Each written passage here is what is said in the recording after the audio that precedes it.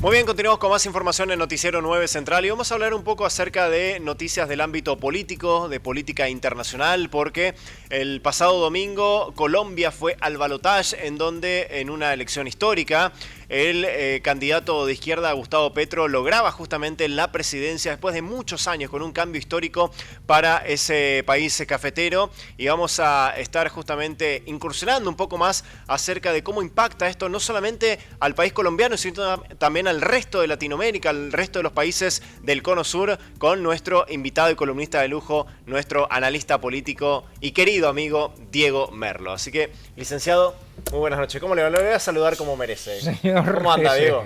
Y un día íbamos a volver. Ahí está, el regreso triunfal de nuestro querido profesor Diego Merlo.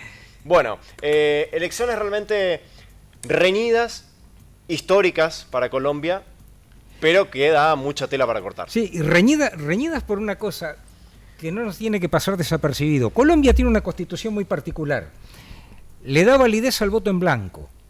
Entonces, si uno puede no llegar al 50%, o sea, en un balotaje puede ser que ninguno de los dos candidatos llegue al 50%. Entonces hay que volverlo a hacer. Claro.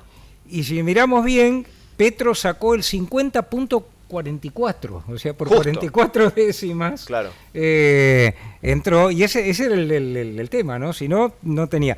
De todas formas, bueno, creo que es auspicioso que esto pase en Colombia, porque realmente es un país que viene en un baño de sangre larguísimo, en una situación, digamos, muy, muy dura, que empezó en 1948, cuando hubo un magnicidio que mató al candidato, que obviamente era el candidato opuesto que iba a ganar las elecciones, que se llamaba Jorge Eliezer Gaitán, y de eso habla casualmente la novela de Gabriel García Márquez, Crónica de una muerte anunciada, ¿no?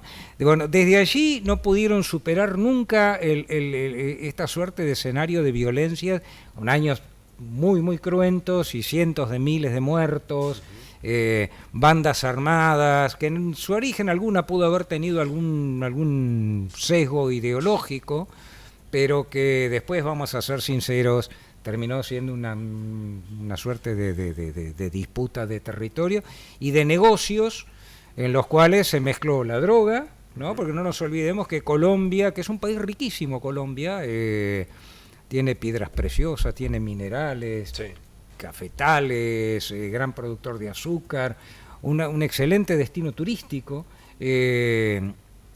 Terminó hundida en esto, ¿no? De cocaína, ¿no? La muerte en polvo, dijo alguien. Sí. Y bueno, y violencia, tráfico de armas y todo este tipo de cosas. Ahora, Diego, a lo largo de los años, ¿Colombia fue un país que tiene la tendencia a irse hacia la centro derecha? No, mira, Colombia tuvo un problema. La única forma que tenían de superar la gran rivalidad que queda entre los dos partidos cuando lo matan a Gaitán, los liberales colombianos son mucho más parecidos a lo que sería un liberal norteamericano, un liberal, ¿no? O sea, que son de centro socialdemócratas, digamos, un poquito más de centro izquierda, si se quiere. Y los otros son los conservadores. En el año 58, o sea, 10 años después de la muerte de Gaitán, terminan haciendo un pacto que se firma en España, que después se llama el Pacto de la Alternancia, en la cual fijan que en origen eran 12 años, después se estira casi 20 años, hacen un turno cada uno, un turno eran los conservadores, un turno los liberales.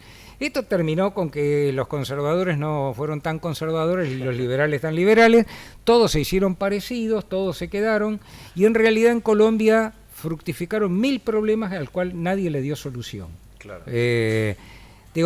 Algunos creían que la solución iba a llegar por la violencia, por supuesto que no, y bueno, fue un gran problema de falta de representación, digamos, de una suerte de falta de visibilización de los problemas sociales y de un crecimiento aberrante de la marginalidad, ¿no? O sea, Colombia tiene un 40% de la población que básicamente no tiene existencia real, no tiene asistencia eficiente, no, bueno, en fin, es todo un inconveniente. Claro.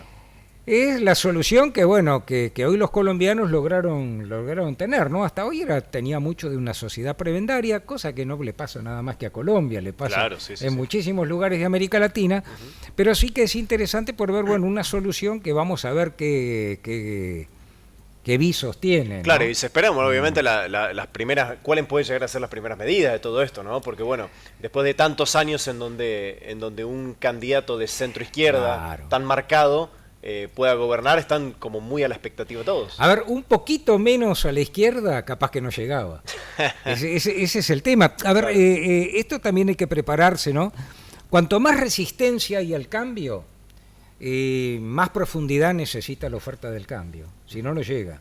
Claro. Cuando hay menos resistencia al cambio, que digamos las partes lo aceptan, y ahí tenemos casos, ¿no? Chile, ¿qué hizo? La derecha chilena aflojó un poco. Entonces Boric tampoco se ve tan a la izquierda. Claro. Había pasado en Uruguay con el Frente Amplio. De alguna manera está pasando en México. Digo, cuando la resistencia es muy alta, bueno, ahí el problema es distinto. El próximo país para ver en la región es Ecuador. Claro. ¿No? Que en este momento está hipotecado en bloqueos y en una lucha con la población aborigen. Sí, hay una crisis realmente tremenda. Van 9 días ya de protesta en Ecuador. Claro, y digamos, la población indígena o de origen indígena en Ecuador es altísima. Sí. ¿No? Es uno de los países. Entonces, bueno, creo que este es el tema. Ahora hay que estar atento y ver dos cosas. La primera, ¿es posible un cambio sin rupturas grandes en la sociedad? Y segundo, ¿los cambios son capaces de generar estas suturas que necesitamos para romper la grieta? Porque, para decir dos palabras finales, los humanos somos animales de manada. Claro. No, son politicón, ¿no? Animales sociales. Digo, y vos sabés que el animal de manada se lo destruye rompiendo la manada, ¿no? O sea, cuando un predador quiere cazar a un animal de manada, ¿qué hace? Rompe la manada. Uno lo siguen de atrás y agarran el más débil, otro le van de enfrente y los distribuyen. Claro. Pero digo, bueno, este es el tema. Digo, tenemos que encontrar, sobre todo en América Latina, cuidado que esto es un problema que le está pasando a todo Occidente, ¿eh? Sí, o sea, lo veíamos algo parecido en Francia, también el fin de semana pasado. Digo, hay que ver cómo suturamos las grietas. Hay que volver a unir, bueno, y después de todo, de eso se trata, ¿no? O sea, de religar. Ahora, Diego, ¿cuál puede llegar a ser el coletazo que puede llegar a tener esto en el resto de los países de América Latina? Bueno, uno de los primeros en saludar justamente al flamante presidente Gustavo Petro ha sido el presidente Alberto Fernández también. Digo, ¿qué relación puede llegar a tener ahora entre los países, sobre todo con Argentina? No olvidar también que van a haber elecciones en Brasil este año. Bueno, mirá, pareciese como que se va homogeneizando un poco un mapa en Sudamérica. También hablábamos hace un rato, es interesante la posición de Estados Unidos, o sea, Joe Biden tuvo también una suerte de palabra condescendiente. Claro, un gesto. Digo, es interesante, o sea, está bien, no lo van a dejar que se vaya mucho. Digo, si lo tratás mal, es lógico que se ve lejos. Claro. Si lo tratás bien, bueno, nadie se niega mucho tiempo al buen trato, ¿no? Así que creo que esto es una cosa para mirarlo de cerca. Me parece sí que hay un tema. Primero, hay que mejorar la representación. Cuidado, cuando los representantes no son el eco de la voz de sus pueblos, la crisis llega más temprano que tarde. Y segundo, los problemas hay que visibilizarlos. Digo, creo que ya no da para más y realmente hay diferencias astronómicas en nuestras sociedades que son de baja, digamos, ya de baja perdurabilidad, no pueden aguantar mucho más. Digamos, una América Latina donde se es pobre aunque se trabaje, donde hay concentraciones que son de alguna manera, hay que dejar de hablar de la pobreza y empezar a hablar de la riqueza a veces, ¿no? Claro. Digo, bueno, esto es lo que hay que hacer. Creo que en líneas generales es auspicioso por algo. Se puede cambiar sin perder la paz, sin perder el orden, digo, y sin perder de alguna manera la organización institucional de los países. Diego, muchas gracias. No, gracias a vos. Gracias, muy amable. Bien, allí pasaba el profesor Diego Merlo, licenciado justamente en Ciencias Políticas y también nuestro analista político tanto de la República Argentina también como analista político a nivel internacional.